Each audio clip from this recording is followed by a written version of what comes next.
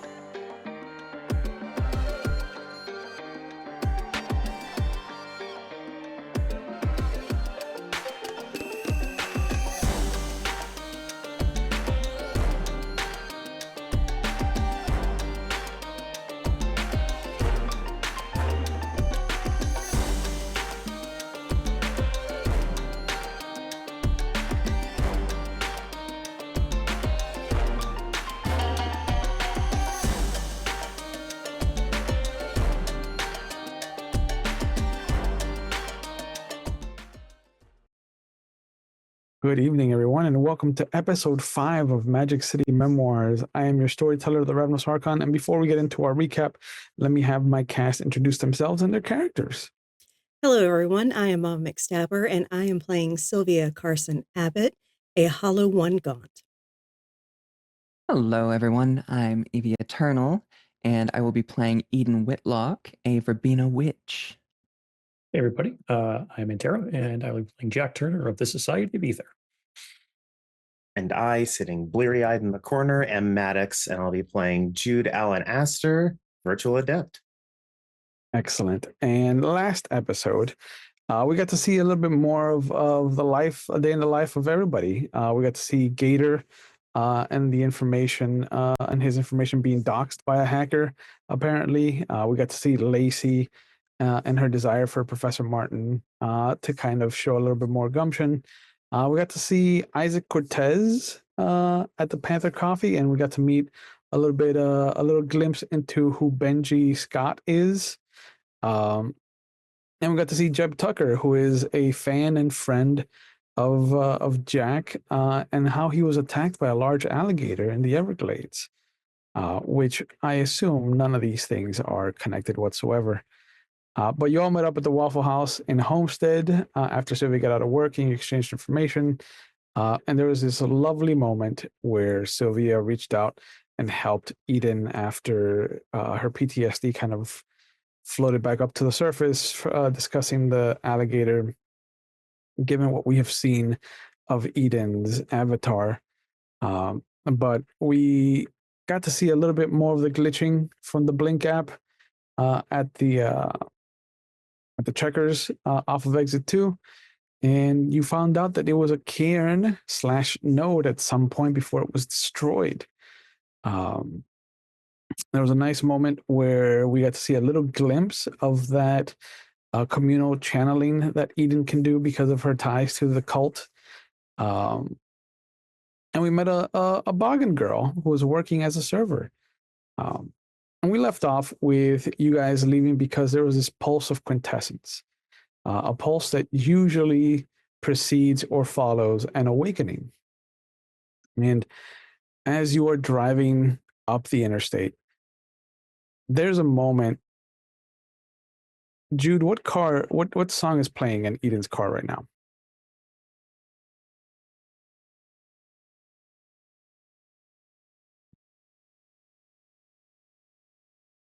Livin' La Vida Loca. Perfect.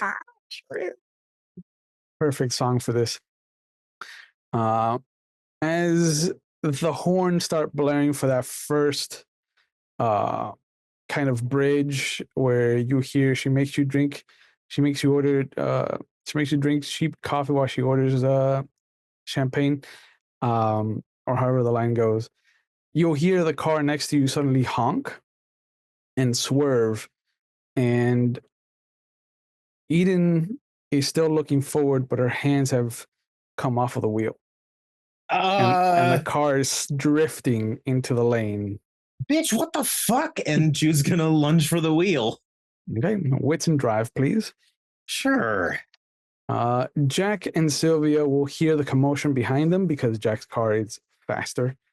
And in the river mirror, you will see that the car is swerving lanes, and it has forced the car out of the lane and into a different lane of traffic. And you do know, traveling back and forth from the Keys and into Miami, that this highway becomes a 2-laner in about 2 or 3 exits. Sorry, you said dexterity drive, correct? Wits and drive. Wits drive, even better. Yeah, there you go. Standard 6, correct? 7. When Jack sees that, he's going to try to pull into the next lane to be in front of them. I don't care if they hit me and slow us down a little bit. I can slow them down a little bit if I need to. Yeah. But that's my plan. Okay. It's not too hard. How many successes did 3. 3. Very nice. Even with your ones. You will see that as you grab the wheel, are you trying to keep it in the lane, or are you trying to get to the shoulder? Get to the shoulder as quickly and safely as we can, yeah. Yeah, with 3 successes, you pull it off very easily. And given that the car behind already has kind of driven around and yelled obscenities in Spanish at you, you managed to get onto the shoulder. Is Jack going to try to follow them onto the shoulder, or try to slow them down with his car as they get onto the shoulder? What's the plan now that he's going to get onto the shoulder and try and slow him down with his car? Just because. Can I see that Jude is holding the wheel? Yeah. Okay, so I have to assume he can't get to the brake easily or at all. So I'm going to try and slow him down. Sure. Yep. And with a little bit of a thump that your car's hit, it gives you enough time, Jude, to kind of reach over and jam your leg down on the brakes. Maybe also hit the emergency brake, just to make sure it doesn't go anywhere. Yeah, easily enough. And you safely get both your cars to the shoulder. And you'll see that some people slow down to kind of look. There's a lot of rubbernecking that happens down here. But seeing that there's already another car there, a lot of people won't stop. And well, at this point, Jude's more just waving one of them over, if at all possible, and he's now gotten out and is opening up the opening up the driver's side. Don't. If you're on the shoulder, never open the driver's side. Oh, okay. Well, checking on Eden. Yeah. Jack, I know what you were trying to do.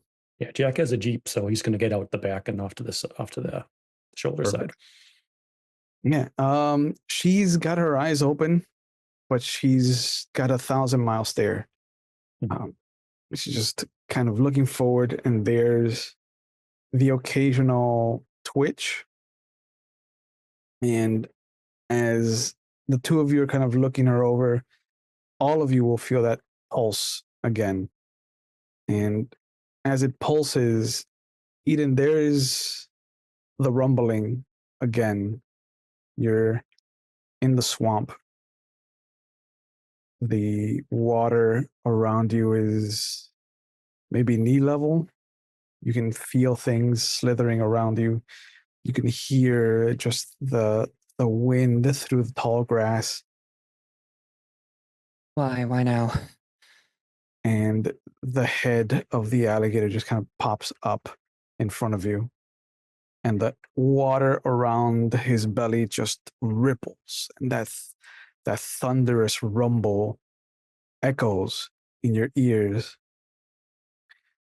And we are in a duck blind. Something hidden, camouflaged. How many shapes do we see, Jude? How many hunters or poachers are we looking at? It's vague as they shift and move between trees. It's more silhouette than actual people, but the silhouettes all contain the same content: 2 arms, 2 legs, a head, holding something. Sometimes it seems like a rifle, other times a crossbow, bow and arrow. Smells of blood. Yes.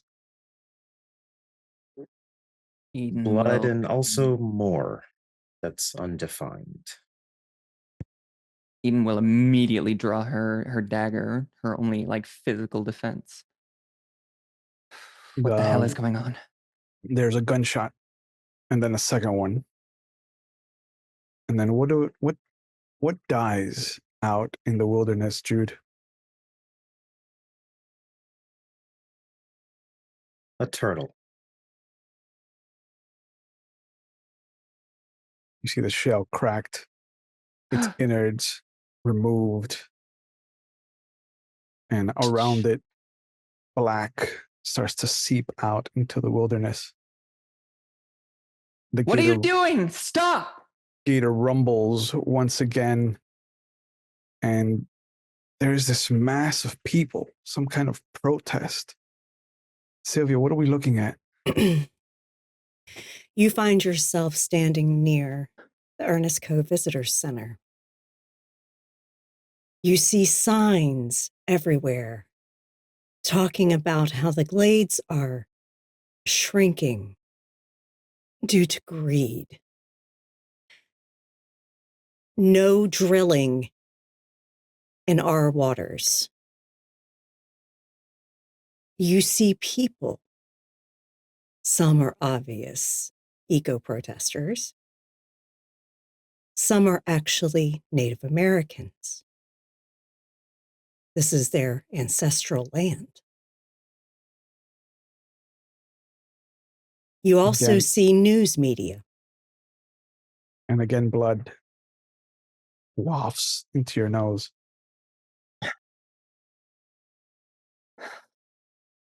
I don't understand. What do you want from me? What do you want me to do? Do you want me to do more? Do you want me to... What does this mass sound like, Sylvia? It's a cacophony. There are those shouting. There are some singing. Some chanting. It's a cacophony. The mass moves, splitting to let something through. And you'll see that gator just waddle on concrete, slowly back and forth. And there's that rumble. And there's a campfire. There's a couple of tents. Who's sitting around this campfire, Jack? Martin sitting around the campfire. Lacey. Smell of marshmallows. Marshmallows, chocolate, also coffee brewing. You can see the kettle next to the fire. It's just about percolating. What color is your tent, Eden? It'd be a deep blue. What? Why are you showing me this camping? This looks nice. It does. A trip. Martin, can you hear me?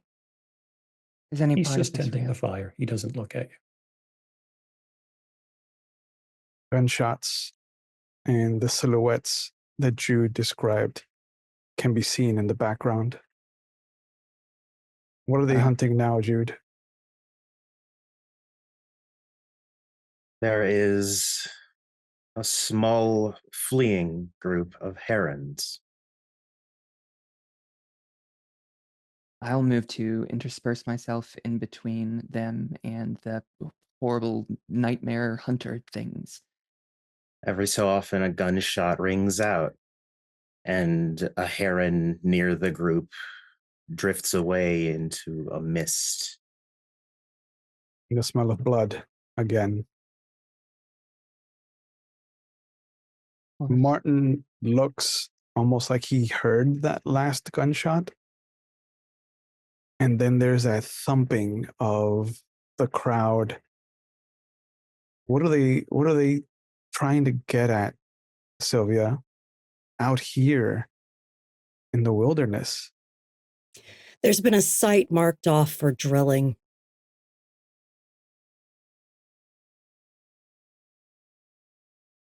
With orders to get it cleared.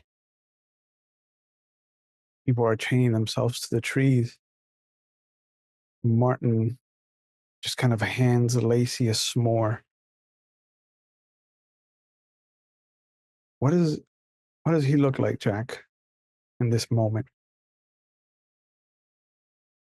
He's dressed as Eden sees him every day at work. He's not dressed for camping. He looks like he just showed up for their day at the office. He reaches towards his cooler, and on top of it, Eden, you'll see that blueberry muffin in that bag of it, that cellophane wrapper from the vending machine. But as he goes towards the cooler, it's actually a dead flamingo. And you'll see the 2, 3, how many hunters are standing over this body, Jude? Be about 4 of them.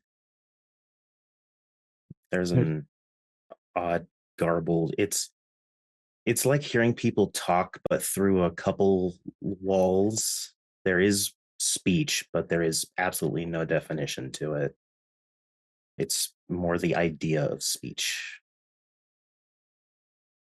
Again, Poacher scum. blood in the air. Someone gives Lacey one of the signs to help with the protest. What does it read, Sylvia?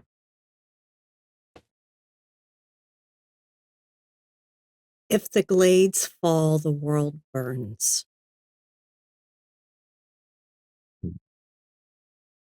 Eden will see everything kind of come to a stillness. Everything fills a space.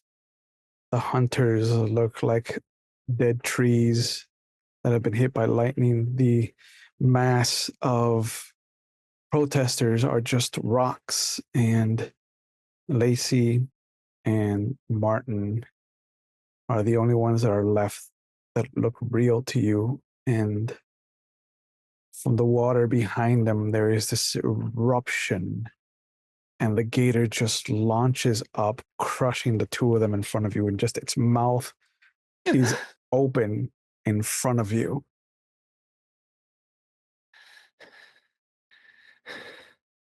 And the rumble.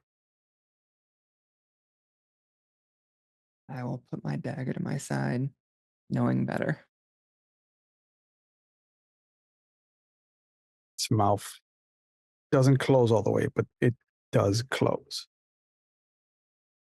And it looks at you. And there is this knowing.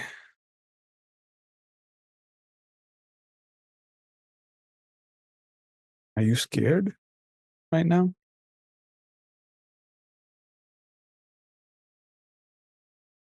There is a tinge of fear, a sense of unease, of struggling to cope with these rapid visions. But she'll stay as stalwart as she can, certainly. Make a willpower roll for me. Sure. Be more than happy. Difficulty 6. Difficulty 6. All right. Yeah. Failure. At least you didn't botch. At least I didn't botch. The alligator is about to close its mouth.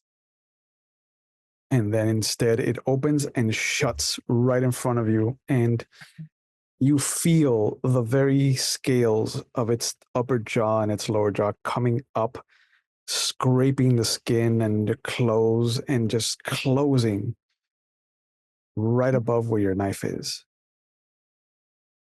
And there is that bellow, that roar, that thumping. And then there's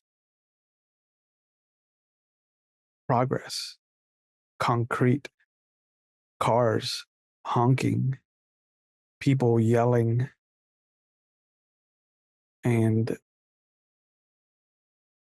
it starts to look like the body of this alligator is ravaged, like it has strips of its skin becoming paper in the wind. No. No. I won't let that happen. I can't. And its head drops and just kind of sits there, the water just under its nostrils, and its eyes start to blank. No. I will use, if I can, life and try and keep this beast alive in this vision.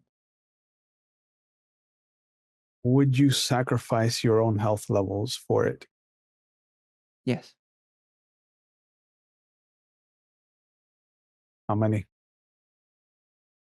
Let's see. How many do I have? 7. I have 7. Yeah. I would sacrifice up to 5. Okay. Outside, Sylvia, Jack, and Jude will see her body just convulses. It looks like Mike Tyson is going 2 rounds, 3 rounds, 5 rounds, just pummeling this body, bruises. There's a little bit of blood that comes out of her nose, that corner of her mouth.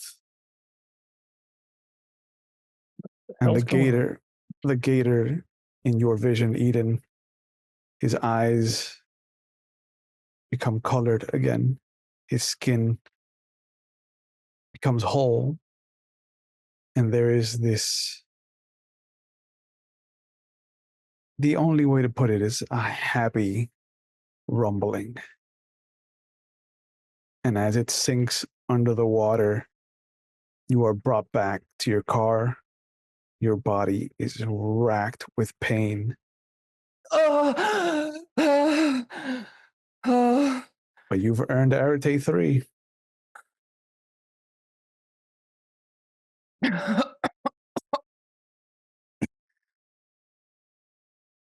Holy shit. What happened? You sort of drifted off on me while behind the wheel of your car. We're on the You shoulder. good?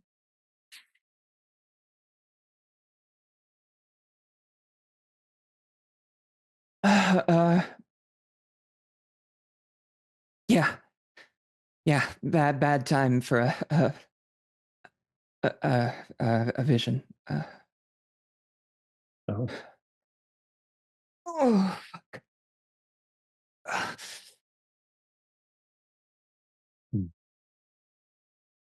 There's a third pulse of quintessence.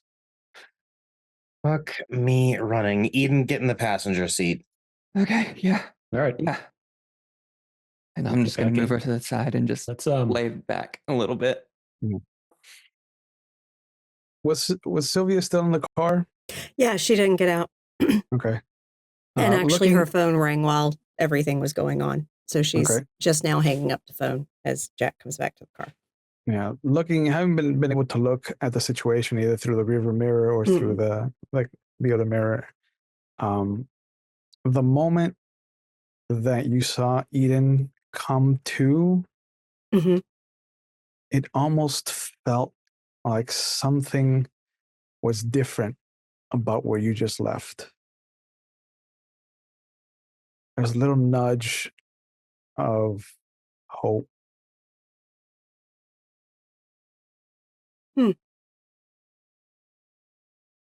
Okay. She'll pocket that for now. Mm. You good still? Yeah. I just got a call. The caregiver for my grandmother for overnight called out, and the agency isn't able to get another one. So, Do you whatever wanna we're go right there? doing with the shit going on up here, when we're done with it, I've got to go home. Okay, I can take you there now. I mean, I get it. That's I important. got time. Okay. But All right. as long as it doesn't take too long, I got to get home. All right, let's get going. Mhm. And you will drive, and you'll notice that the pulses get weaker as you follow them to their epicenter. It's weird, but they still pulse every so often. And the closer you get, the more they feel like a heartbeat, like a little thump, thump, thump of quintessence, of raw, unadulterated reality. And you'll notice that it leads you to Tropical Park. It's one of the larger parks. It's off of Bird and the Palmetto. It extends from Bird, which is 40th Street, all the way to Miller, which is 56th Street, and extends about from 70th to, I want to say 70, from 69th or 68th to about 76, 78. Big park. So it's a park. It's home to Santa's Enchanted Forest every winter, which is currently going on, or as the natives down here call it, Santa's Enchanted Price Gouge. Not wrong. You know, but you'll notice that in one of the fields, and Eden will clock something different because there's a construction going on. They have toppled over one of the, or two of the actual parking lots that were off to the side, and they have signs for a theater being built here. And the company in charge of the construction is Renault. Like a tick. Sylvia, when she gets out of the car, will go up to Eden and say, "Are you okay?" Yeah, yeah.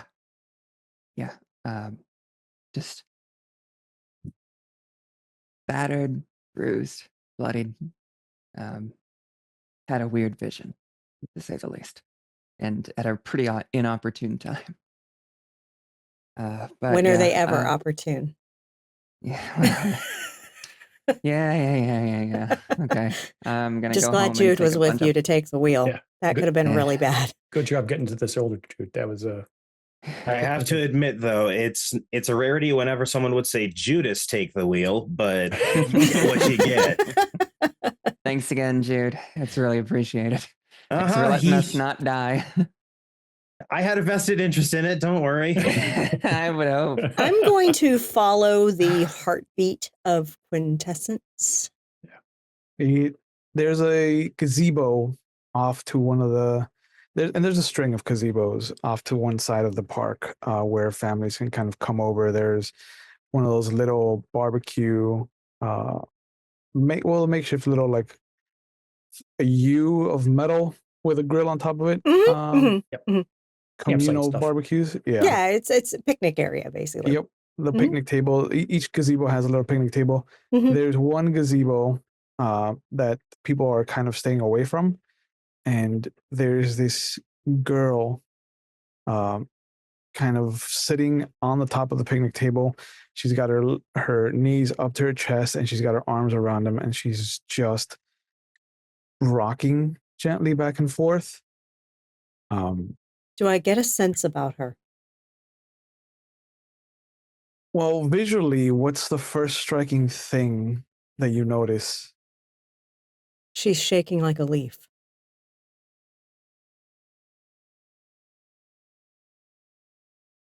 She's a little more tan more Hispanic than white.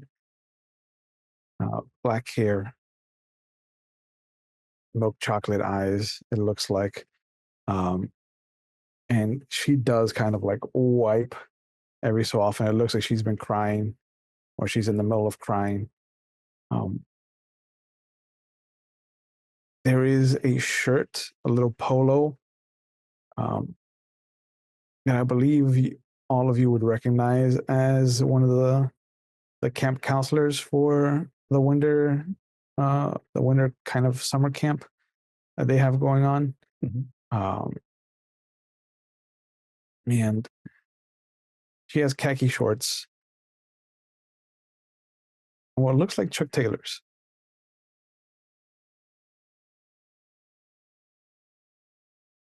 I'm going to slowly approach, and I'm going to look to Jude and say, "With me?" We'll stick back with Jack. And she just looks to Jude as we approach and say, "I can understand Spanish, but I don't speak it as well as you Yeah, no, I figure I'll be a go-between as needed. do."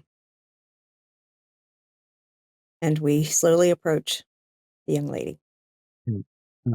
And she looks up and she immediately wipes snot from her nose. She wipes her eyes and she kind of stands up. Sylvia will immediately hand goes her a into- handkerchief. She thanks you, and you see that she goes into counselor mode automatically. Do you have any questions about the gazebos? There's no waiting list or anything. You can just kind of come in, and if nobody's using them, you can feel free. Thank you, but I'm familiar. I'm Sylvia. Hi, Sylvia. Hi. This is my friend Jude. Hi, Jude. That's Eden and Jack. What's your name?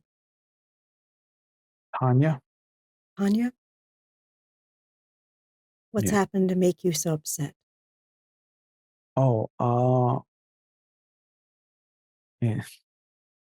There's a lot going on, and I don't. A lot of it, I don't think anybody can help me with. You don't? In Spanish, Jude is just gonna say, "Yeah, sometimes the problems just seem to be coming off you in waves." He tilts her head at you, and she's like, "Oh, I don't speak Spanish. I mean, I understand it. My grandmother tried to teach me, but I It's didn't." actually a fairly easy language to learn. I can He teach you said that the sometime. troubles just seem to come off you like waves. No, yeah. There's a lot of that actually. Yeah. We're familiar. Jude's gonna take out his phone real quick, Mhm. and he's going to do his best to make this as coincidental looking as possible, since he's just checking his phone. Sure. But he'd love to do a teensy bit of prime checking on this, Okay.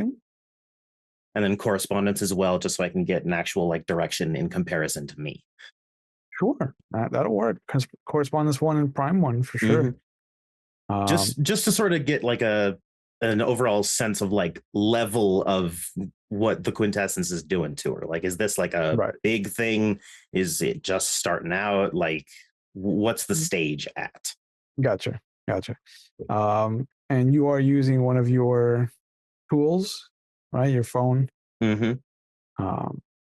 So go ahead and roll. It shouldn't be more than difficulty 5, I believe, because there are sleepers. But it's still coincidental, but there are sleepers that are always going to fuck your magic up. Mm-hmm. Sleeper's gonna sleep. I get you. Mhm. That's 1 success. Oh, interesting.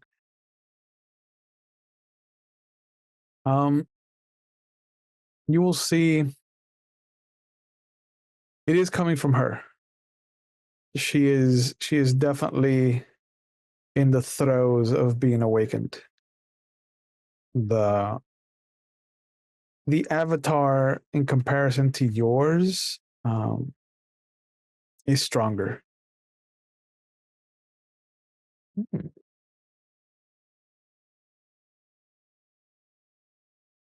There's something else there, but it's locked away behind a sphere you don't have. Is it a sphere that Sylvia has? Oh, it is in fact a sphere that Sylvia has. Dude's going to do Very- his best to do it subtly then and just sort of use his heel to kick against Sylvia's. Not hard enough to unbalance her or anything, but just like, hey, something you might want to check out. All right. I'm not going to use a tool because mine are pretty obvious. Yeah. So what I'm going to do instead is I'm going to use contact with her because I'm going to take back the handkerchief once she's done with it. Okay, I like that. Mm-hmm. Um, I'm going yeah, to lightly brush her hand as I take the handkerchief. Okay, very nice. Mm-hmm. That's going to require you to use your life 1 Mm-hmm. and mind 1. Okay. And actually, you know what? Spirit 1. As well. Yep. We're just going to mix everything up, right? You have the spheres needed to figure out who she is. Yeah. Okay. And okay. I'm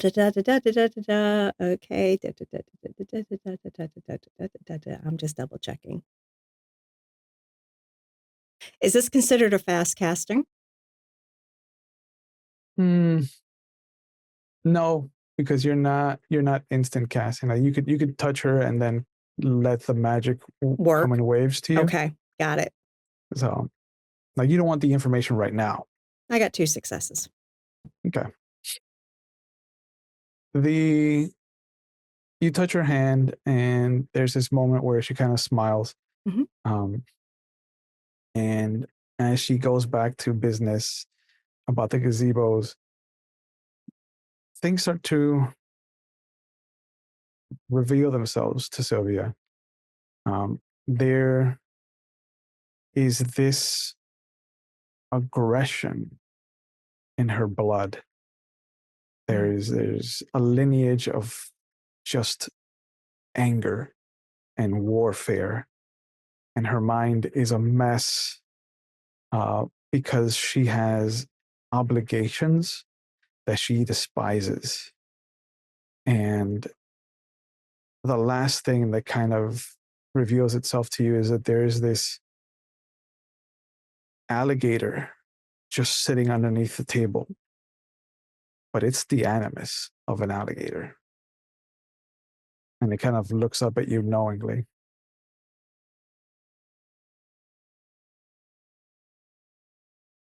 And she just whispers to the alligator, Kin, huh? Nods.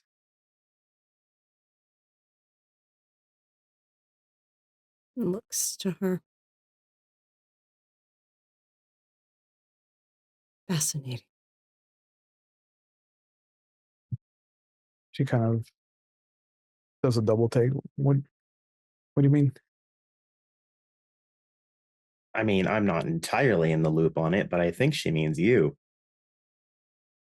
No, Something no. in you has awoken, Tanya. Oh, I can't That's afford okay. that. I know. I don't think you have much choice. Oh, We don't generally get a choice with those things, but something in you has awoken. And you are also tied to other obligations. Yeah, that I know. That Mm-hmm. has been made painfully aware to me. But I can tell you, just because something has awoken doesn't mean you can't still be kin. Oh, no, the problem is that this is going to make me much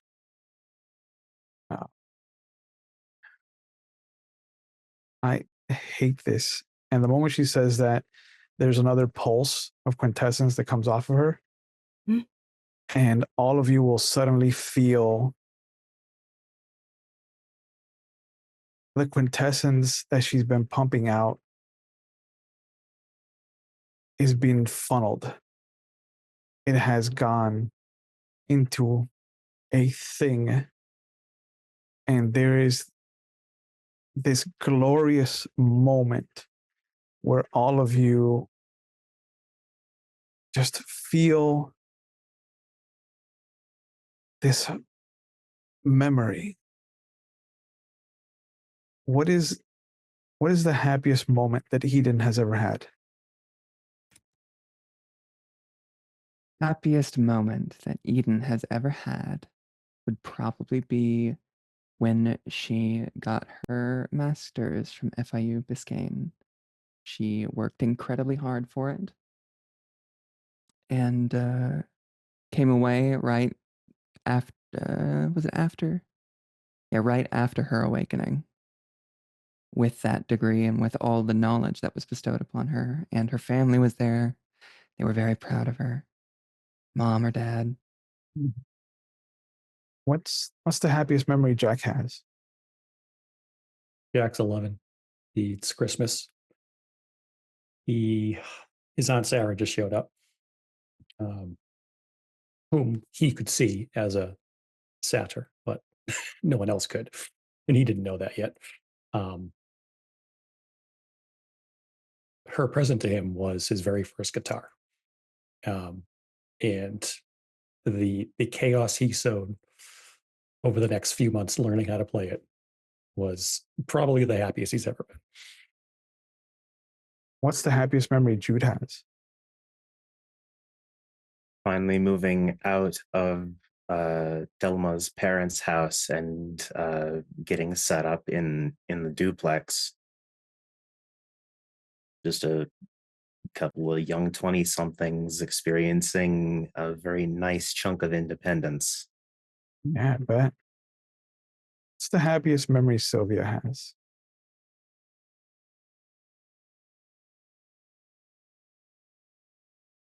Three years ago, when she was home during winter break from college, her niece, Regina, was born.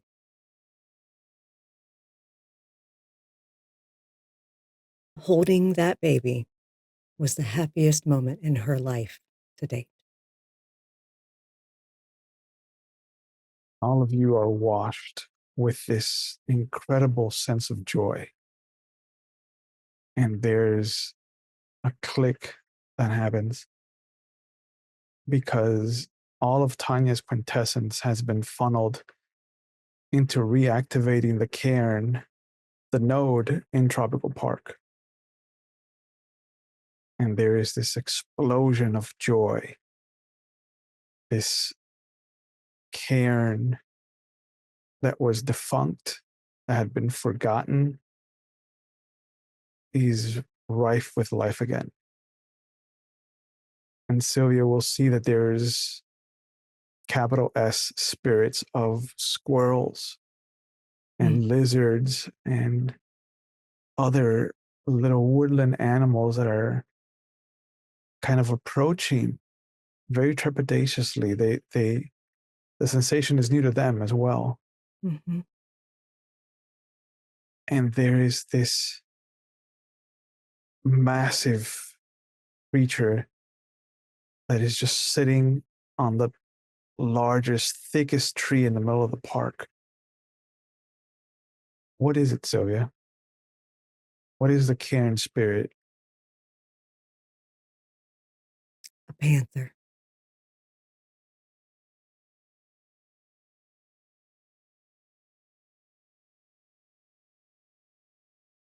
And it is magnificent.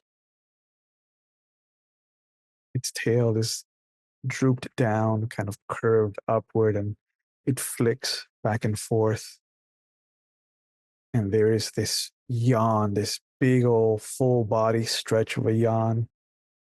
And it drops down and it starts to take inventory of the spirits around it. And Tanya kind of points to it. See that? I do.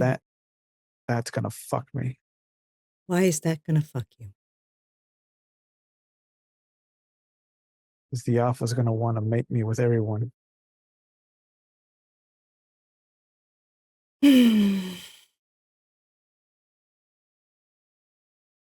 That does suck. You want an out? May I also check something? Please. Like, please. You talking to her, or are you talking to? Yeah, Jude keeps saying please and looking directly at her. Yeah, she goes. I mean, this can't get any worse. Cool. Jude's gonna try a different thing. Again, he's gonna have to use mostly Prime on this one, but he wants to check if that somehow de-awakened her, or if she's still hyper aware compared to regular people. Did that take everything, or did it just take the quintessence? I'm not gonna make you roll for that. She is still awakened. Okay. It just looks like all the destructive, chaotic, primal power that she would have unleashed in a regular run-of-the-mill location, almost graciously, almost mercifully, was absorbed by the cairn. Okay, so more redirected than outright stolen. Yeah. Okay. This is a node now, though, again. Eden's gonna wipe tears from her eyes and just take in a second. Jack, can you feel it? Feel something. Can't see anything, but It's beautiful. Does anyone else feel like they're unwelcome? I I feel mean, right at home. most people want me to leave anyways. I don't want you to Why, leave, Jack? You're perfectly pleasant. I am. When's the next time you and I are going to get together for a gaming night? Anyway, Right? Tanya, I asked you a question. You've conveniently not answered. The only way out is not a pleasant thought, Or for me. Understood. But it is a thought that I've had Well, ever since I was 16, when they told me what my role was. Yeah. I've been thinking of different ways, but I also don't want to leave my mother alone. understood. I understand how important family can be. Yeah.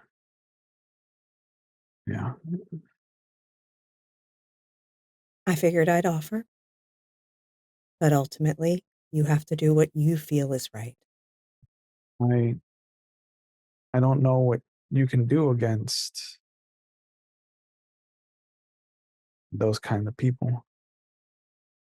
The people in charge, they think that there's a war coming, and so they kind of really push us to take our role seriously. Need more troops. So you're conscripted against your will, is what you're saying. Yeah. I've No, let's put it quite frank. She's a broodmare. Yuck. Yeah. Shitty choice either way. Yeah, I've managed to push it back because I've been going to school. But I should be graduating within this semester or the next semester, and it feels like looking down the barrel of a gun. What are you related to exactly? I'm not related to the people in charge. They they're more attached to the Mikasuki. If I remember correctly, I'm related to a group called the Fianna, and quite possibly something Lords. Uh, none of those terms click for me, but if someone's forcing you to do something you don't want to do, there's a really good first step you can take.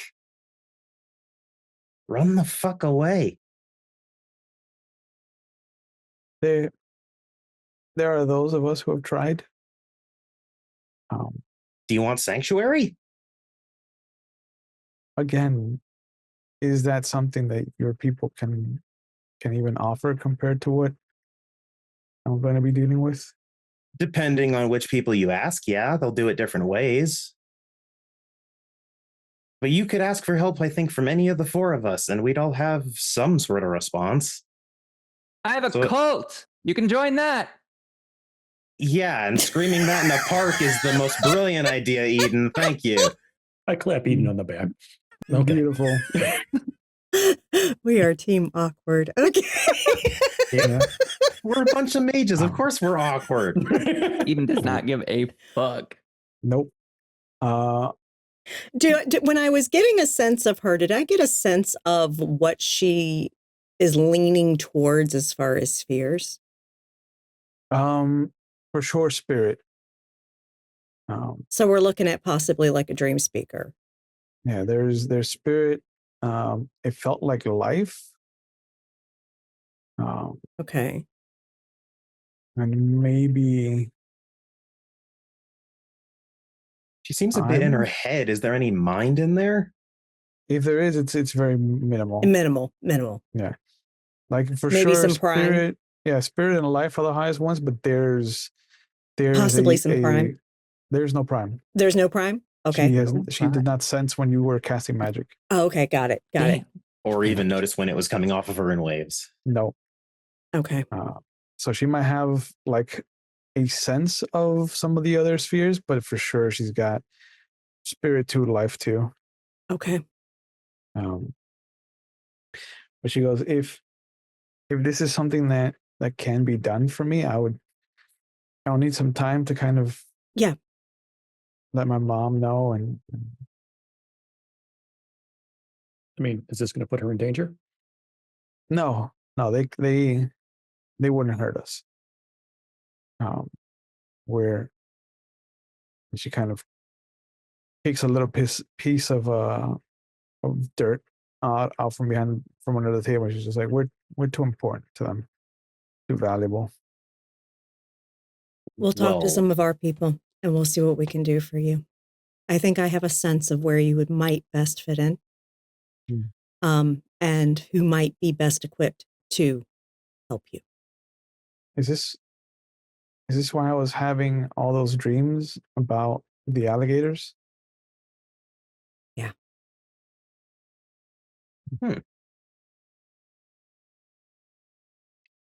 Yeah. I thought it was just foreboding for what was coming. In a way, it was.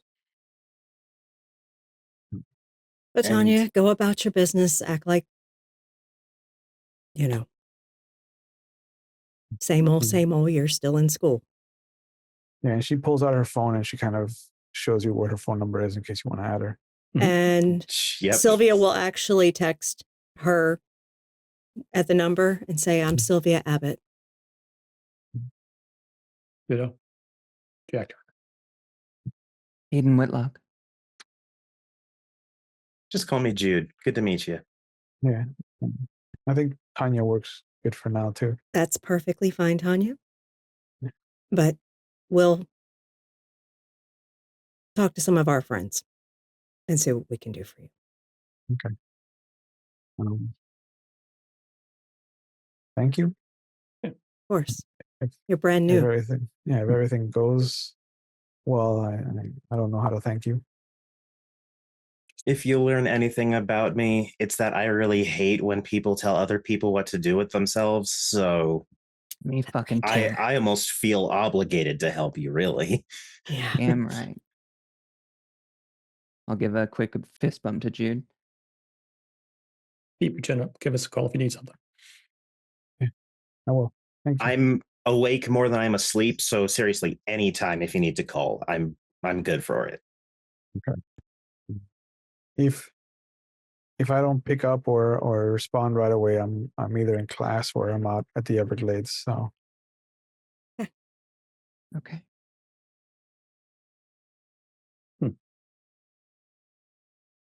she cleans up a little bit, dusts herself off, and she nods at each of you and just kind of walks back towards the big clubhouse. And I'm just wanting to kind of scope around to see what that panther's doing. It is pacing around. It looks like it's Surveying its land. It's trying to figure out where the boundaries of the node are. And there's a couple of moments where you can see that it's sad that its visage disappears at a little boundary line. It kind of feels like the entire park was the node at some point, the cairn. But it's not as potent as it once was. No, it looks like it's a level 1 cairn for werewolf players. Yeah. Okay. And Sylvia turned around and said, really glorious looking panther spirit around here. Really? Yeah. I thought I felt something. Oh. There's a lot of other ones, like smaller ones, but the panther is like, yeah. Beautiful. Another sister, I don't think it'll maybe. work. Never mind. Another Rabina. Or I think she might be Dream Speaker. Ultimately, just let her pick. Learn about all of us. Yeah. It's the best way to go about it. Do your research. I love it. Do the Dream Speakers have a seat, Miami? Or the Dream Speakers? Yeah. Dream Speaker. Let me see. They do. I think so. Mitchell. Cult, Verbena, Order, Society, Celestial, Dream Speaker. Yeah. The Sphere Spirit. Yep. They represent spirit.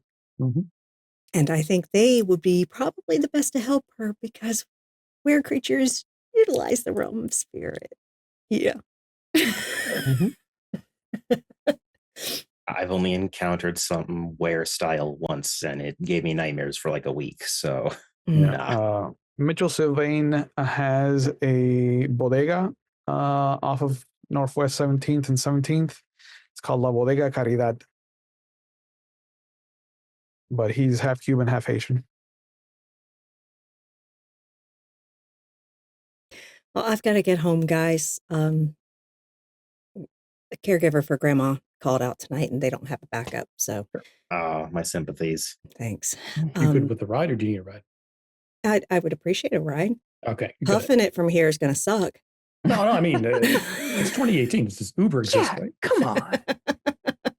You wouldn't leave her out to dry like that. Absolutely now, not. would Hey, Eden, do you need me to drive you home? I wouldn't say no. I feel a little bit better after that, but yeah, I'm in rough shape. It was really unsettling to watch bruises just appear, by the way. Yeah. If you're gonna go through some weird spirit journey, can you at least warn a motherfucker? Fuck, I didn't know, okay? And literally, as we're walking back to the car, Sylvia just kind of looks at you and says, I don't think hers has the inclination nor the patience to request an appointment. Well, that's just callous and rude. Yeah, that's kind of the name of the fucking game. I mean, to be fair, mine just shows up every he wants anyway. So. I mean, mine heckles me on occasion, but we're friends. Like, I can't even imagine having to deal with that sort of crap. It is what it is. They're a font of power, and we work together, make things more beautiful. He was very pleased. I could feel it wafting off of him from that cairn being restored. Still here, so. Oh, yeah. Speaking of, can we go? I don't want to get mauled by a panther. We're fine. I don't Yeah. think And it now works we like get in the that, car. but whatever. Yeah, but as you leave the park and the newly awakened Cairn, I think this is a good point to go to break. Yeah. So we'll be back in a couple minutes, guys. All righty. We'll be back in 10, y'all. Oh yeah. Welcome back, everybody. In the first half, we got to see Eden go through the first seeking that we get to see on stream, and prove that she deserves Arete 3 to her avatar. We got to see the awakening of kinfolk, which should not pose any problems to either of these groups moving forward. And we come back a week later. Eden has had time to heal up, lick her wounds, as it were. And in the interim time period, Molly has reached out to Jack because some of their people have been told that your cabal was at the playhouse when their Duchess went missing. Mhm. And so Molly has been tasked with finding out what happened to the Duchess by the Queen herself. So where would Jack want to take everybody? You know what? Let's go to my just to be on the kind of safer side with the chatting. Let's go to my sanctum, actually. Okay. Has the Cabal been to your sanctum? Jude probably has. Yeah, Jude definitely has. Okay. The smell of oil and engine smoke probably turns off Sylvia and Eden, so they probably haven't been. So what is the shell of your sanctum? So the shell of the sanctum is from when I was looking at the maps in Miami for places. Yeah. They have the setup where there's like a longhouse, and then there's a detached garage. He's renting the garage, and from the nice grandmother, and yeah, he actually turned the back of it into like a small apartment. Like there's a bed, there's a small kitchenette, there's this espresso machine, and the front part is a garage. Yes, there is, of course. And then the front part is it's a garage. There's no other way really to describe it. There's not really any room for a car or a vehicle. Yeah. But yeah, it's a garage with a small apartment in the back. Okay. What is a scent that strikes out to you as you come into this place, Eden? There's definitely the smell of like set smoke, and a little bit of dust and ash, maybe as we walk in, as well as the smell of like grease used for maybe an engine or different parts. A lot of that, I think, is what I'm picking up. Okay. What's something that strikes the eye to Sylvia? The bottle of Febreze sitting on top of the trash that he tried to spray in the place to make it more pleasant. It did not work at all. Perfect. And what is something that Jude enjoys about this sanctum? What is something that tickles him? Well, it's not completely in line with his paradigm and belief system and all that.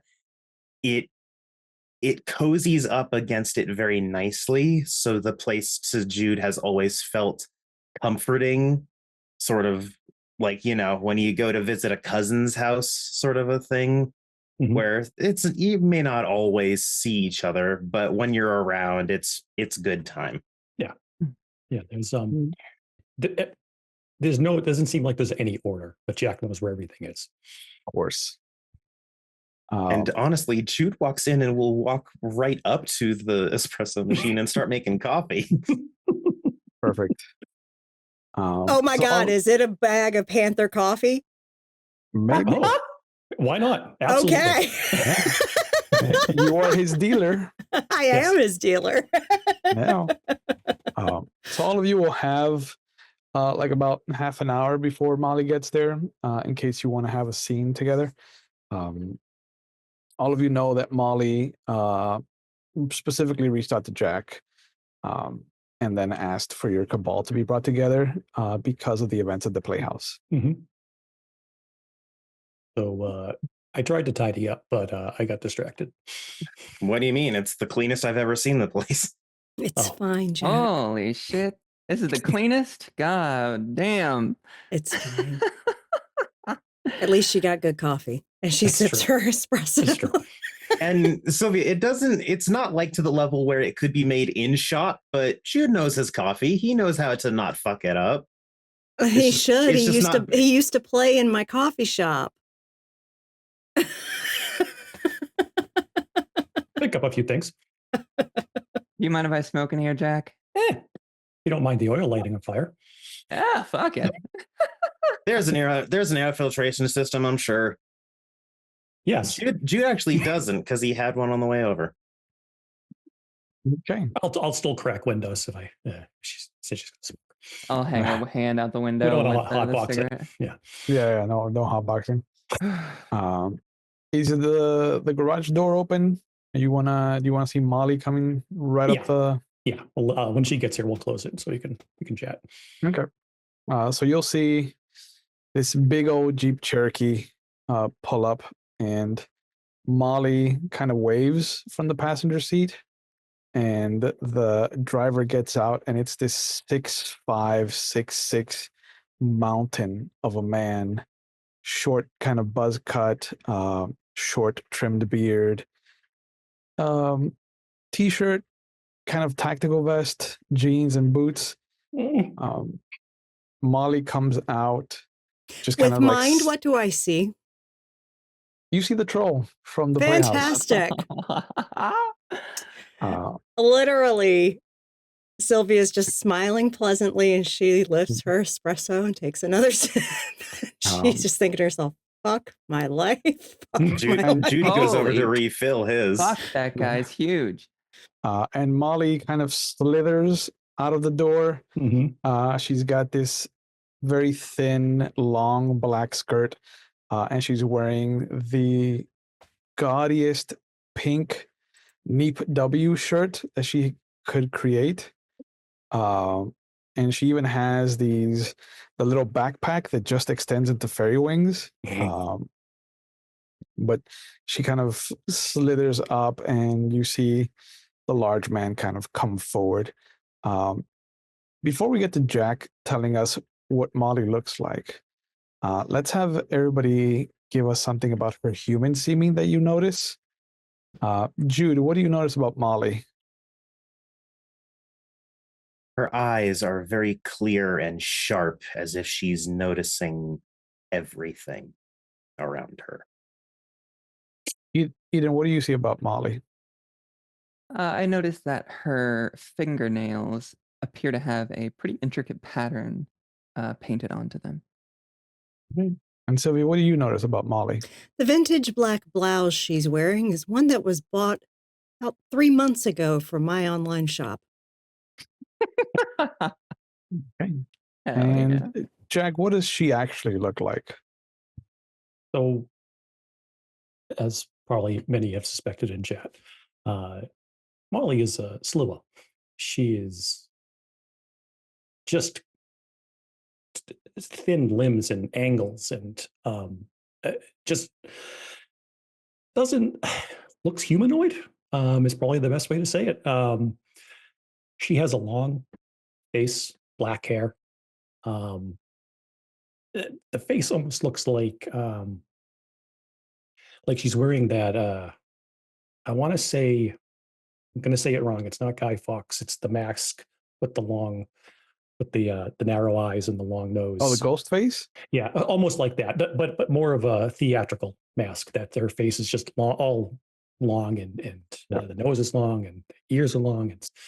But the interesting part Jack finds is that she is wearing a black Victorian dress in her seeming, but she has these thin, large wings, no feathers or anything, and she has them wrapped around her, almost like another layer of clothing or another layer of protection, almost. And she doesn't really shift. You can barely see the dress over the top of her wings. Yeah. And she comes in, and you will see the large man kind of bend down, come into the thing, and may I close the door, please? Of course, sir. Thank you. And I imagine when this troll walks in, Nate steps out of Sylvia. sure does. You guys want a coffee? And she nods, and he goes, I probably shouldn't, but yes, I can't say no to sugar. Okay. Jack will go back. Good timing. It's fresh. And Molly will come over and kind of reach her hand out to everybody, kind of shake hands and introduce herself. Her mouth moves, but you don't hear a lot. And her hands feel clammy, moist. Like if they had been wet and then she kind of just touched a towel, like that's how moist they are. But she shakes hands with everybody, but she leans in and kind of wraps her spindly fingers around Jack's shoulders and kind of leans in for a kiss on the cheek. Oh. Give her a kiss back on the cheek. He brings out the coffee. And the troll grabs it, and it looks tiny in his regular hand, and it looks even more hilariously absurd. tiny in his troll hand. That's a troll playing tea party with his friends. Yeah. Yep.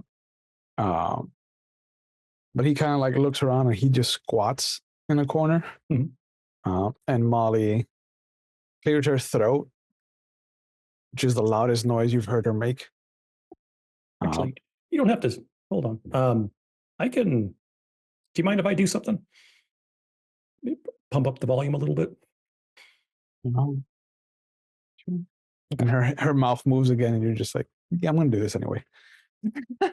Everyone else the Cabal can see Jude trying not to like obviously strain to hear, but he's also trying to lean towards so he can actually hear what the fuck this girl's saying. But he's trying to be subtle. So yeah, I use matter to enhance my hearing. I'm going to use forces to enhance her voice. That'd be life. Okay. Yeah. Excellent. Is that forces 2 or is that forces 1? Yeah, forces 2. A megaphone descends from the ceiling. Yeah.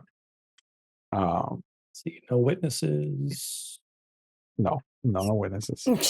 They know we're mages. And in a sanctum. Yeah. And in a sanctum. Yeah. Sylvia has perception 4 with intuitive. So, yes, I do. You notice that the troll keeps cutting eyes at you.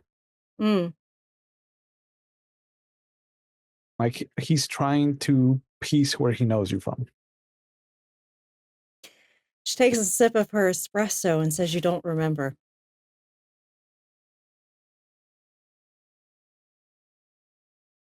He looks at you, he's like, I apologize. It's okay. I feel bad because I try not to forget pretty faces. Oh, you're very kind. We met the night of the performance. Well, didn't meet officially. We saw each other. We were in proximity. I was looking at a vampire. Ah, yes. I told you it was a leech. And Molly kind of nods. And you see her mouth move again, but fuck if you could hear her. Yeah. And a very interesting young woman that was conversing with him.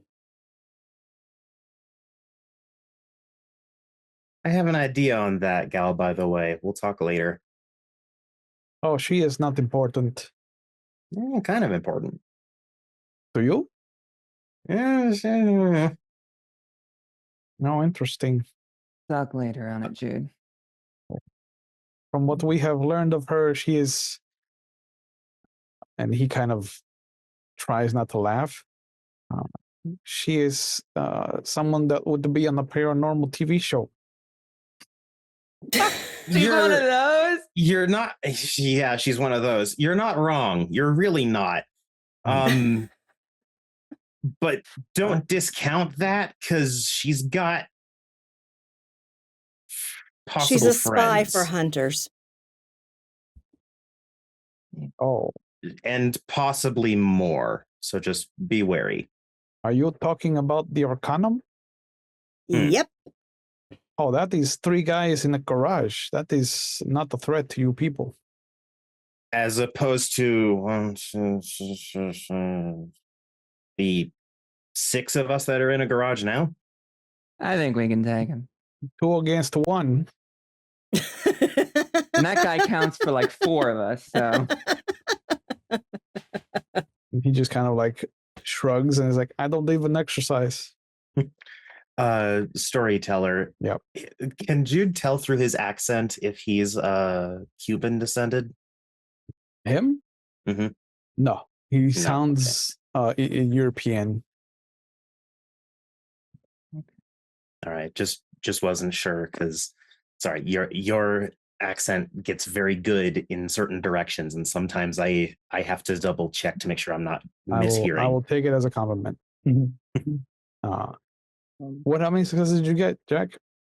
So I didn't roll yet because I can't find the Sanctum modifier. Oh, just give yourself a node +1 modifier. Okay. Yeah. Okay. 2. Nice. 1 actually. Sorry. Never mind. Yep. Yeah, 1. Yeah. So a little microphone comes down, very much like old boxing matches, and she kind of leans up and she taps it, and there's that little bit of feedback that comes forward. Hello, everyone. It is nice to meet you. My name is Molly. nice to meet you, Molly. Good to meet you too. Good to hear you too. Even amplified, it is still the softest voice you have ever heard in your life. What? I'm just going to say, I'm Sylvia. You probably already know that, but I'm very familiar with your band. And after we have this discussion, I'd like to offer you something. She blushes and just folds in on herself. And she just kind of like shakes back and forth. Stop it. Still, I thought you were going to ask for an autograph. No. We've got a really great performer for next month's Hext event, and I want a local band to open. She points at Jack. He has a band. I know, but it's not quite the vibe. I have something in the works for Jack's group. So humble. Yeah, and the troll just kind of looks at her like, "Do not look a gift horse in mouth, Molly." It's bad breath. But she reaches up for the mic, like she opens up again, and it's simultaneously beautiful and creepy at the same time. But she reaches totally up. Sylvia's vibe. She's totally down with it. 100%. She's like not bothered in the slightest. Like, the only thing missing from Molly's vibe is David Bowie. Okay, got it. Yeah. Oh, God, yes. Yeah. Jude has subconsciously shuffled like a half step back, but he doesn't realize it. And Sylvia's kind of like leaning in to make sure she really gets a good listen on her. Yeah. But she goes, our queen has asked that I find out what happened to the Duchess, and some people have discovered that your group was there that night with some other reality workers. We haven't been able to find them, but because of Jack and the cat, we found what we needed to find about all of you. And the troll kind of stands up and he's like, "We are not here to hurt you, so please do not be afraid." And she kind of puts her hand out. Yes, thank you, Marcus. Do not be afraid, says the unit. And you all can't even see him. I know, right? Yeah. He's huge to me, and I can't even perceive the troll part. Sylvia just leans to Jackalope and says, fucking impressive, ain't he? Absolute unit of a man. Storyteller, during the stop and start bullshit of the Coconut Grove, I do recall that Jude was up around the area where Sylvia was to see. You saw. During that, we did at that point see their actual seemings, right? It wasn't just their human bodies we saw through those flickers. Okay. Yep. So Jude has seen what he actually The looks troll, like. the specimen. Yes. Yeah, the troll is easily a foot and like 2 or 3 inches taller than what he is. And our eyes just subconsciously go that high instead of the 6 foot something that he is on the human side. But she kind of pats him on the arm, and he recoils. But then he kind of like, all right, you can touch me. I like this pair. I did not witness exactly what happened to her.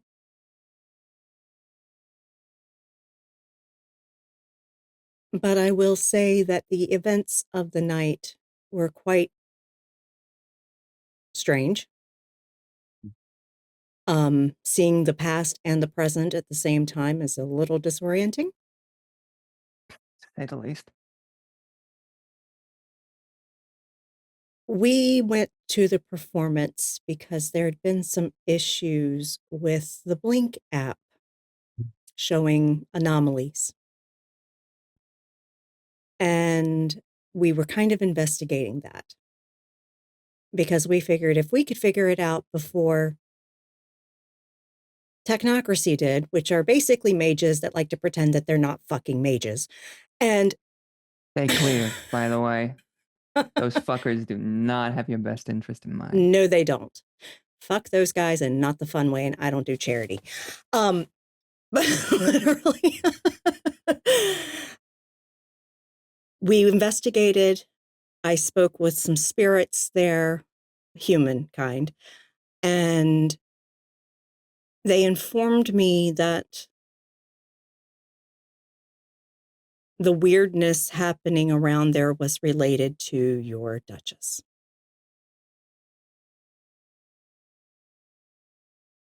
I decided to walk around to where the most egregious anomalies were happening, which was towards the back of the theater outside.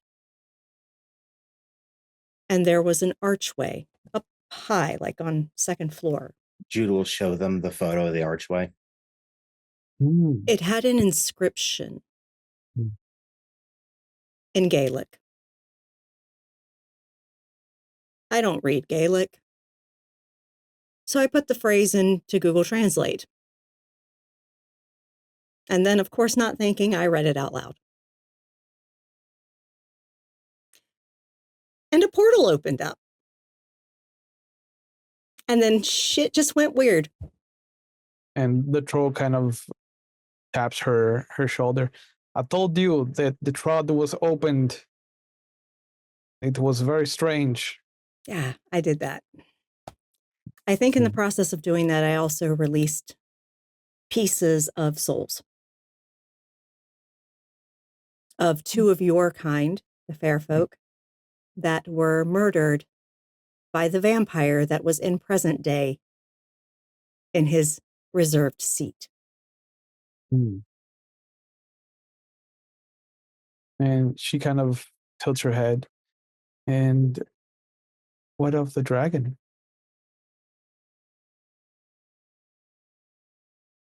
Dragon? Dragon? Oh. Did you not release the dragon? I did not see a dragon. I didn't see a dragon. No. I feel like With that would have been everything- pretty fucking memorable. Yeah, with everything going on, I feel like we would have noticed a dragon. If I was noticing, and Jude will sort of just nod towards Marcus, if I was noticing your actual face, then I feel like I wouldn't have missed a dragon. Oh. It must have escaped after you left. Did you not close the trod? Wouldn't know where to I start. didn't even Molly. realize I opened it with what I The- did. I sure didn't know how to close it. Yeah. Oh. Because of the weirdness going on, we went inside to investigate, and we noticed that people were like frozen in time, Flickering through it even. and that too. They appeared frozen because they witnessed their own. They saw the play. Yeah, they did. We totally missed it. Right. Which sucked. I stole a poster though. Right. It sounds like the opening of the Trod unleashed some kind of chronomancy. Definitely. You call it chronomancy. I think that's pretty cool personally, but Yeah, what do you call it? Time. just time. Time. That is so boring. I know. We work Accurate. at our marketing. Someone correct me if I'm wrong on this, but there was also, she appeared to us and said, all right, let's fix this. And then at some point, I don't even remember when it happened, but she got sort of swept up in the past. As the pulses happened, she Yeah. separated. Her fey self and her normal self split, and it feels like the fey self may have been pulled into this The past. chronomantic past. And at the moment that the leech in the past killed those two performers, it struck her as well. And you see the troll kind of lean down at Molly. He points at Eden. Is that cultural appropriation taking our word? And she just shakes her head. Shit. I don't know. If it is my mistake, I'll refer to it as the timey-wimey strange goodness. It's fine. Marcus, he's exuberant ever since he was raised to knighthood. Oh, congrats. Congrats. Shit. How feudal. And he just puts his hands on his hips and just kind of like puffs out his chest very happily. But while my friends here were witnessing that, I was actually up in the black box because I just knew something was off and I needed to find out what it was. And it led me right to the young woman speaking with the vampire. And of course, and she smiles to Marcus, you were there. I was. And I felt a little bit safer being in the presence of a fucking vampire with you there. I felt safer with you there too because vampires are terrible for our kind. The worst part was that vampire had some sort of attention magnet. I've never had such a hard time taking my eyes just off of someone. Oh no, It was that's really him annoying. manipulating how you feel and shit. It was disgusting. He tried it on me. I repulsed it and immediately went outside and vomited. Yeah, vampires are very tricksy. Ugh. Yeah, he was very alluring. Ew. Okay. Ew. See, I just need to develop an app that bad just on the eyes, replaces okay? the flashlight on my phone with a bit of like a solar flare or something. I feel like that would get rid of it.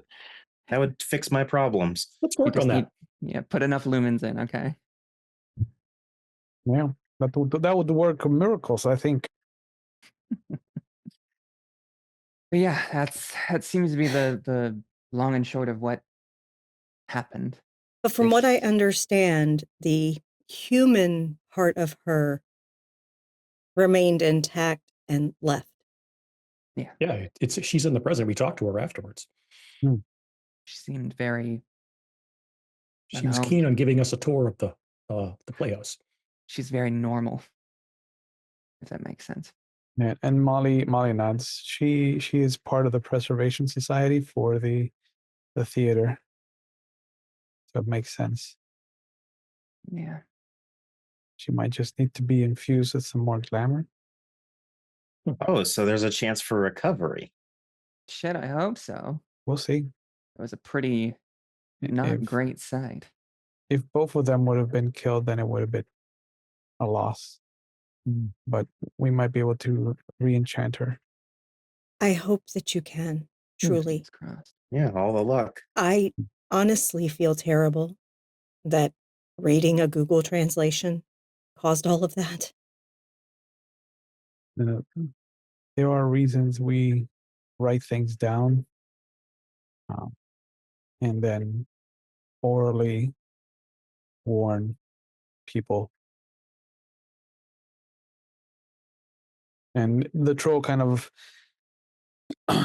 shakes his shoulders a bit. He's like, well, at least we get to fight the dragon. You're gonna go fight that dragon? We have to Damn. fight the dragon. It's like a storybook.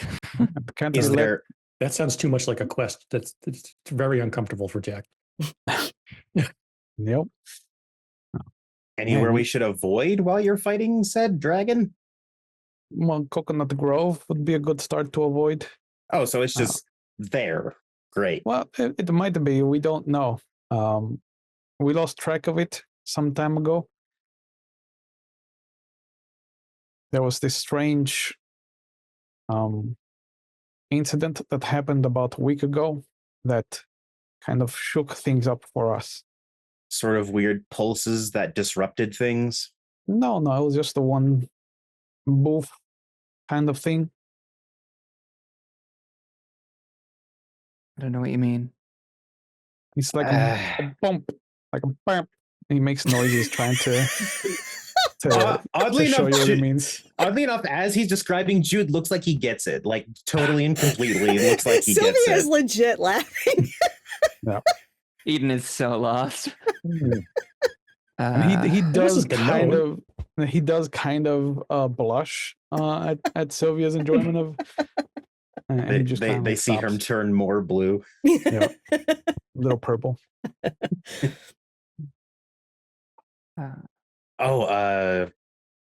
Also, really, if you all can, you should keep an eye out for the vampire.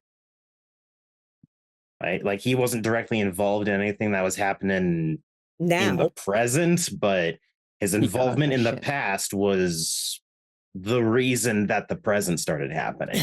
hell, it was the reason that the freaking, you called it a trod, got sealed. One of Oh. the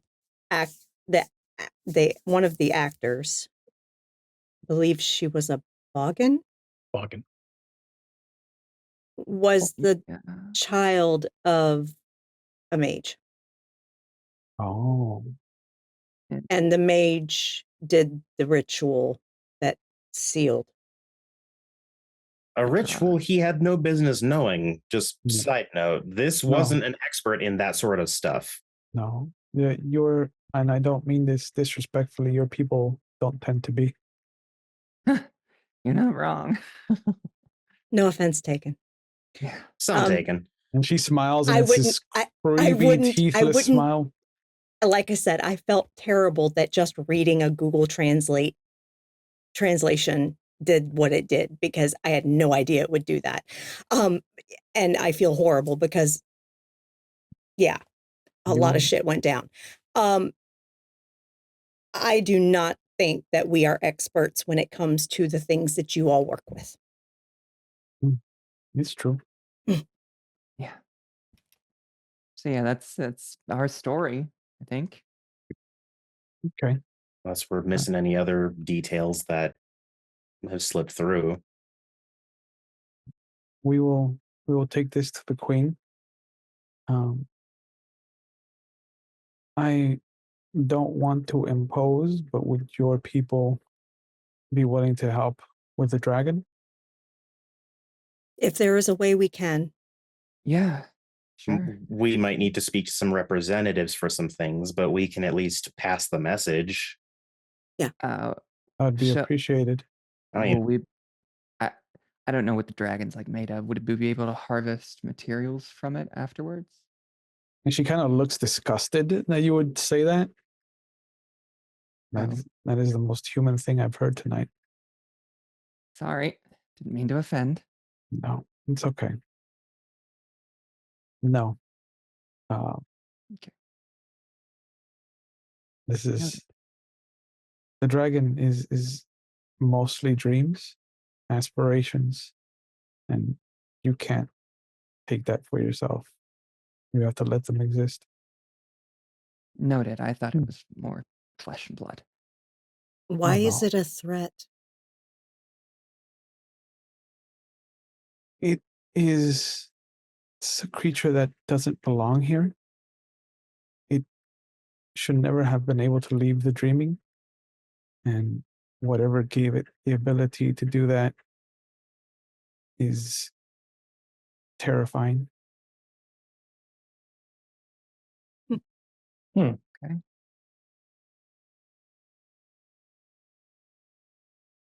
All right, then. Seems like whoever's going to be helping them is definitely going to be people who are more, up in their heads Yeah. than I think any of us are. Jack already has a notebook out and he's sketching stuff. Yeah. But it was nice meeting all of you. And the troll just kind of gets out. He's like, it was very nice to meet all of you. Sylvia actually takes out of her bag one of the flyers that she got from the printers and hands it to Molly and says, "This is the performance. If your group's interested in opening." I'll talk to them. Yeah.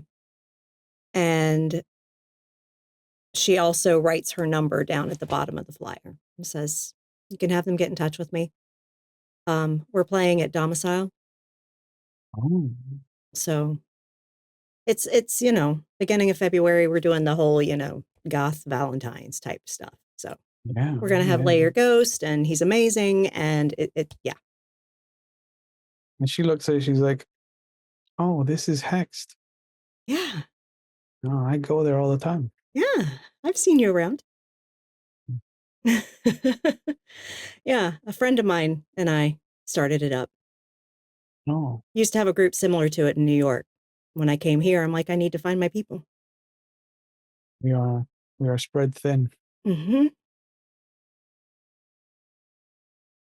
But she goes over and she grabs Jack's hand. And she squeezes it, and there's like a little droplet of water that comes out when she does. See you later, Molly. Yeah. Have a good night, everybody. And the troll just kind of throws the garage door open. Have a good night, everybody. It's nice to meet you. It's Nice a pleasure meeting to you, big get guy. your name, Marcus. Yes. And he kind of smiles and stands there for a moment. Then Molly just slaps him on the thigh.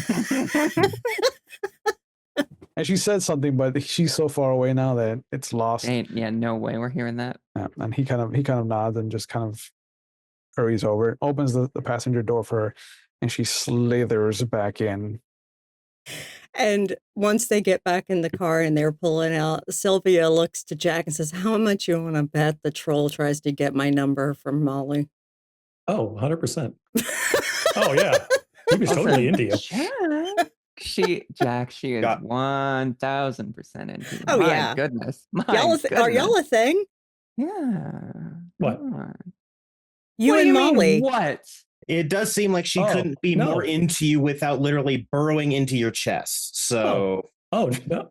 Oh, she likes you. My God. Oh, feels Shook that our way. hand. She gave you a kiss on the cheek, hun. Are you? No, she's never brought it up. So, Dude, ask her out. Okay. I mean,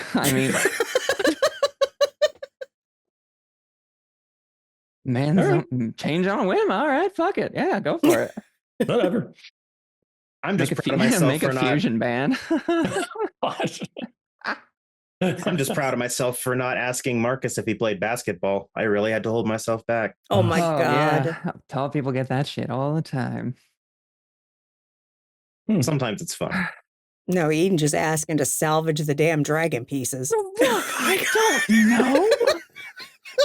I don't know the relationship as long as it's done respectfully. Can I kill it and sell it? More than anything else, I'm curious. Is it a trophy hunt? Can I kill it? No, it's not a trophy. It's specifically for ritualistic materials. You use it. Yeah, my question is just Every what would part you of the use a dragon animal. for? Semantics. You use every part of an animal if you're going to kill it. And they're going to kill it. That's what they said. Jeez. I'm not so sure, considering what they said about their Duchess, that killing something made of that stuff actually kills it. Right. Like No, sending it home, right? I'm getting that now. I didn't know it was made out of fucking trees. Dude, your phone vibrates. Mm-mm. Definitely check. It's a picture of the moon, like from the NASA website. From a certain number that's being cheeky with me, I'm guessing. There's no number, it's just a blocked recipient. But a second picture comes in, it's zoomed in. It looks like it's the moon landing spot. There's something off about the picture. And then a third comes through and it's more zoomed in. And there's some kind of shape between the flag and the lander. Then a fourth picture comes in that's even more zoomed in. And it looks like a giant alligator with wings.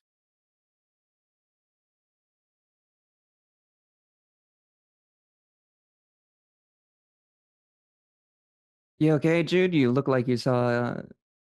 That's a dragon. They're going to the fucking moon?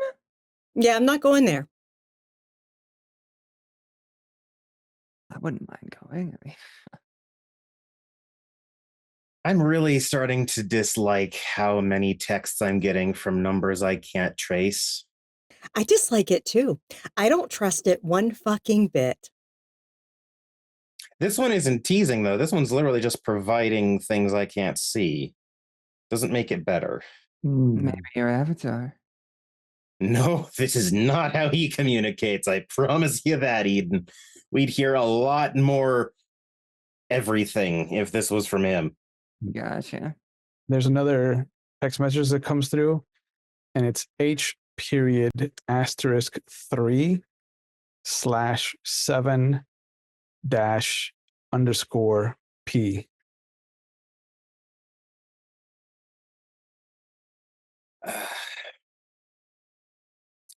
And sorry, the player's brain has apparently fried at this point in the night. Yeah. What sort of interpretation could I check for with this? The easiest is lead speak. It just says help.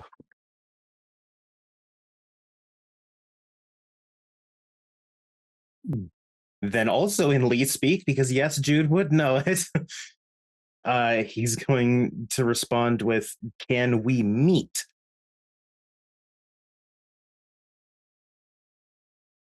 There's a picture of Soul Reaver, the cover of Soul Reaver that comes up.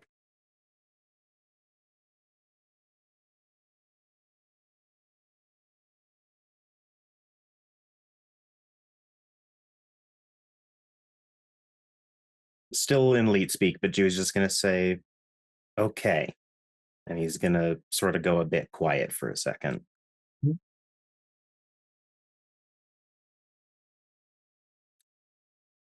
There's a lot of disjointedness, and I'm really getting sick of it. Things aren't separate, they're connected, and the fact that this isn't is pissing me off. How do you mean?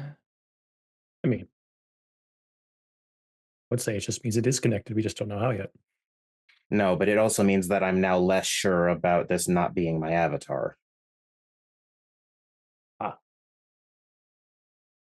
I'm glad mine doesn't use technology. It's very fucking obvious.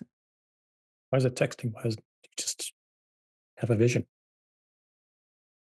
It's not always visions. I've talked to him on a TV screen before. Oh, that's fair. Cool.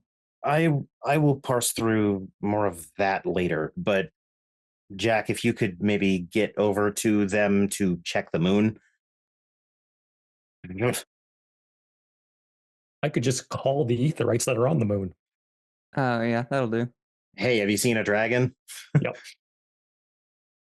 If they have, maybe ask them not to engage it. Oh, they've already pushed that button. Don't worry.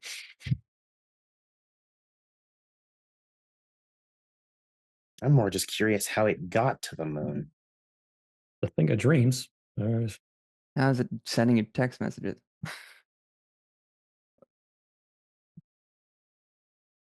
Too many hows. And just to let you all know, I will be contacting the Arcanarum lady. What are you contacting her for? Get info, I guess?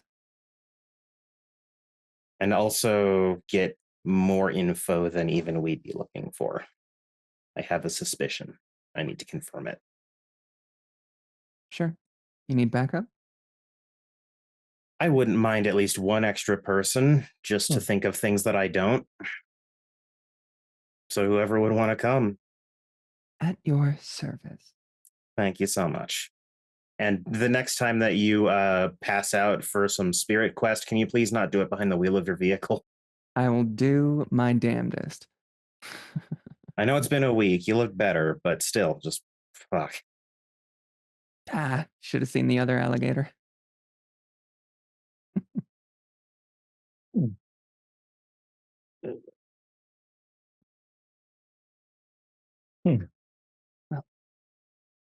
As everybody separates for the evening, as Jack is cleaning up, you'll hear the clopping, metallic, up the driveway. Open And the then garage. the metallic whinny of the horse. And that metallic knight drops down. Good Well evening, met, Sir Jack of Cool. And what can I do for you on this fine evening? I am here to help you with the quest. Dragon hunt? The hunt begins. I couldn't get too excited in front of my friends. No, I mean this with no disrespect, Sir Jack of Cool, but they are not skilled for this. You, and he backhands your chest, almost knocking you back a foot. You are strong-willed. That will make a good hero. Thank you. Right back Where at is you, thy buddy. sword? Still working on it.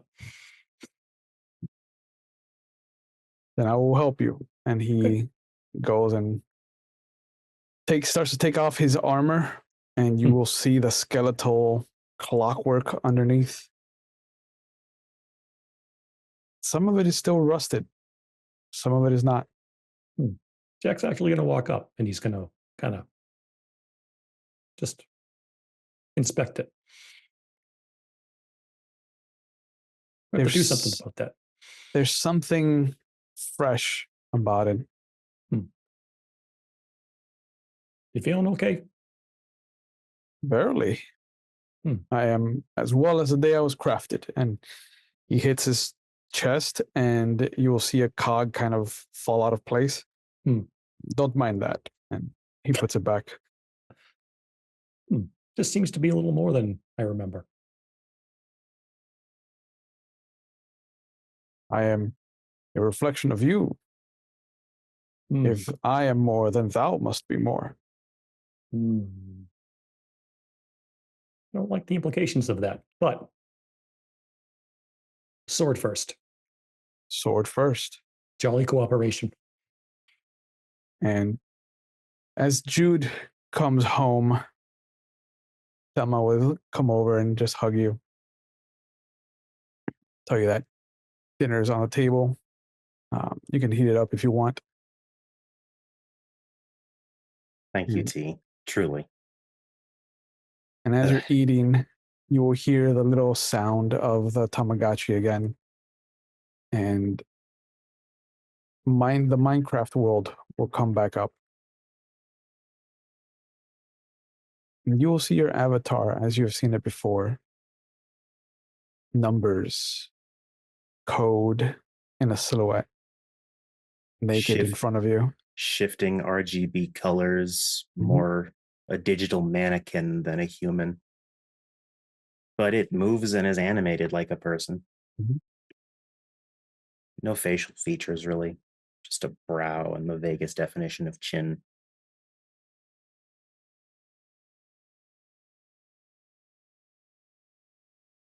sits down across from you.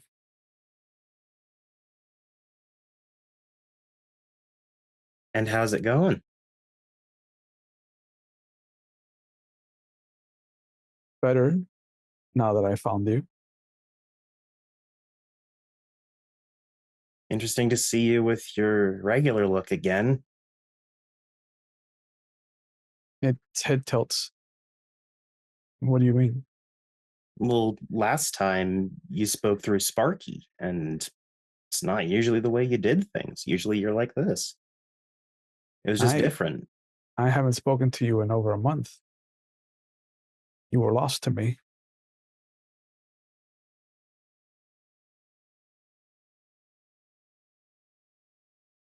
Who spoke to you? And Jude will describe the avatar vision.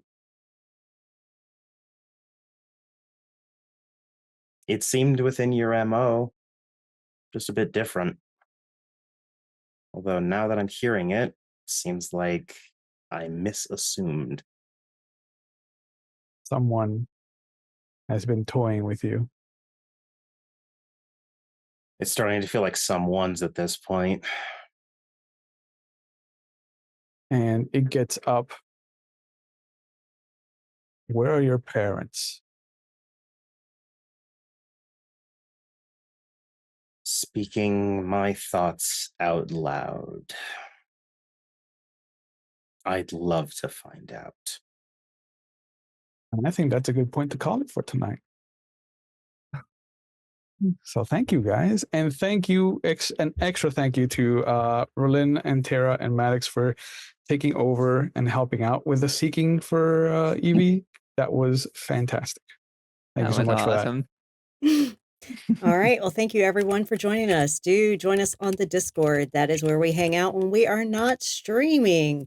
And it's also where we cast our shows from. Right now, there is an open and ongoing casting call for Call of Cthulhu 7E London Esoteric Society. Our GM Tis is looking for guest players for that stream on Saturday afternoons at 3 p.m. Eastern. You need to be part of the Discord community to get in on that. So, also, we do occasionally do non-stream Zoom hangouts when we're not streaming on Friday and Saturday nights, and members of the community there on Discord are able to participate if you're there. So come hang out with us there. Also, if you would like to catch back episodes of this stream, check out our YouTube. The link is in chat right now.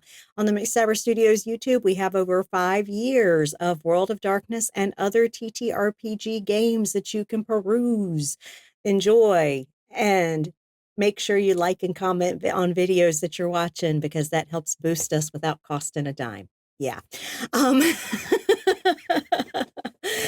Also, we have over 550 videos on our channel of TTRPG and related content. Yeah, we do. And also go to the London Esoteric Society YouTube. That is where Tis posts her content, such as her Call of Cthulhu game, also her D&D campaign that she ran with us and concluded called Ishvel. And she also recently ran a 7th Sea mini-series that she's posted there with a few other games as well. Give her some love. And if you would like to catch some amazing content that people who stream with us also produce on their own channels, check out our friends now. Ravnos Archon, what you got going on? Oh, hi, everybody. I have my own TTRPG channel here on Twitch where I run Vampire the Masquerade 5th Edition. I run Werewolf the Wild West, Scion 1st Edition, Legend of the Five Rings, and 7th Sea. And then you can find me here on Wednesdays as I've infiltrated all of the World of Darkness splats that we play here. And sometimes on Friday, I'll even play that most handsome Baron in all of Kansas City. Yep. And of course, we also have Junie Von Esch that you can check out, as she likes to, stab yarn and other fabrics. to create amazing things on her channel. And then, of course, we have Mischievous Red, who does some creative streaming on her channel on Sundays, but she's been a little bit intermittent with it as life has gotten in the way. But if you want to know when she goes live, you need to be part of our Discord, because all our friends get announced when they go live. We've also got Rerolls, who will be starting up a D&D campaign very soon on his channel. And then DM Daddy RPG is where you can find Jen of Thieves. She plays as Sunday Booth in our Friday night vampire game. And she does run games and play in them on her channel over at DM Daddy RPG. And so merch. If you want to get studio merch, go to our Zazzle link that is in chat right now. Let me go there. Boom. Oh. Yep. Okay. It's the dueling McStabber, Shanky and I going at it. So if you'd like to check out studio merch, you can go there. We have some various McStabber Studios, just general studio merch you can check out. We also have Chronicle related merch for various streams. Not all have had merch made because I am one person and I have a full-time job and I stream a lot. So I don't have a lot of time to create merch, but occasionally we do put new stuff out, and there's a channel for requesting it in our Discord. If you're part of the Discord, you can make requests for merch and maybe it'll happen. So yeah, and of course, you can also support these amazing players by showing us your biddies. Bits and donations are given to the players and cast in our streams. And if you would like to support the studio itself, you can do so by subscribing here on Twitch. If you have an Amazon Prime subscription, you can actually get one free Twitch subscription a month from that, and you may consider giving that to us. Or you can buy Mama a coffee. Go to our KoFi link now in chat, and you can donate without Twitch being a horrible pimp and taking half. If you are strapped for cash, though, or not able to donate anyway in funds, we understand. Things are tight for most people right now. Go to YouTube, like I said, like and comment on videos after you subscribe to the channel for free. Please do both, like and comment, because doing both boosts us in the search algorithm on YouTube so that more people will find our content. And it only takes a moment or two of your time, and we engage with the comments there. And we appreciate those that do that. Thank you so much. And coming up over the next week, we have Friday at 8 p.m. Eastern, Kansas City, A Domain Divided. It's a V5 Chronicle set in Kansas City, Modern Knights. And we are in season 5. We just kicked it off last week. We're heading into episode 2 now. Yeah. That's at 8 p.m. Eastern Friday. And then we're literally facing down probably the Second Inquisition at some point. But we had, Jack Turner here guested as another mage, and it was great recruiting the mages to help. Yeah. VA represent. That's right. With Magic the Gathering and everything. Tragic the spending. Tragic the really, spending. Not wrong. Yeah. And then Saturday, is Urini here? Are we streaming London Esoteric Society, or is she still off? We are playing this Saturday. Thank you, Urini, not your Audi. Okay, so London Esoteric Society will be back Saturday at 3 p.m. Eastern. Join Tiss and her intrepid investigators as they investigate all the sus-ass Cthulhu mythos that they should not be learning, but they will anyway, in around 1907 London or so. And then at 8 p.m. Eastern, join myself, Antara here, and Maddox at Junie's table for Chicago Hidden City, Vampire the Masquerade V5 game set in 2010 in Chicago. Yeah. And then on Wednesday, 8 p.m. Eastern, we'll be back here for episode 6 of season 1 of Mage, Magic City Memoirs. Last but not least, take care of yourselves, y'all. Seriously. Things are rough for a lot of folks right now, and it will wear on your mental health. Please, if you are in crisis, I want you to reach out for help. You are not alone, and there are people that want to help you. In chat right now is a list of organizations that you can call or text 24 hours a day, 7 days a week.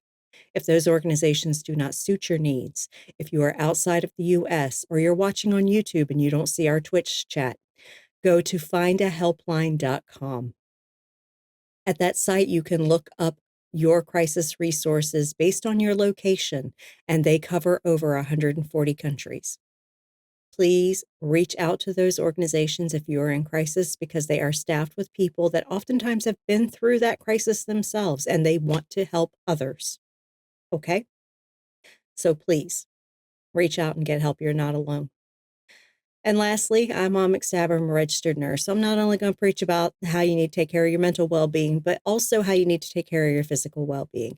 Make sure you get your fucking shots, because literally here in America, our director of Health and Human Services wants to figure out the cause of autism by September. And that's basically political speak for, I believe that vaccines cause autism, so we're going to make that the law of the land. Even though that shit is genetic. I'm just saying. So literally, please get your vaccines. Please vaccinate your children while you can. Please do so, because it's real important that you do that, because vaccine preventable illnesses are killing people, including children. So please fucking vaccinate yourselves and your kids. Please. Also take your meds, drink your water, get some sunshine when you can. It's important. Yeah. We are carbon-based organisms. We need sunshine from time to time. Yeah. And also, if you contributed in any way towards the regime in power in the US or other regimes around the world by voting for them, voting for opposing candidates that had no hope in hell because they were from small parties that really have no hope in hell, or you decided to not vote. Choosing not to do something is still a choice, and choices have consequences. And now a lot of people are suffering and even dying. Hell, just the fact that USAID has been fucking dismantled is killing people around the world. Blood's on your hands, y'all. So fuck off and go to hell. For the rest of us that really tried our damnedest, we got to keep trying. We got to keep fighting. We've got to create good trouble when we can. Okay? Seriously. Do not give up. Fascism always fails. It's just a rough road to get to the end of it. Got to get through this together. And I say that with all sincerity. Y'all have a good night.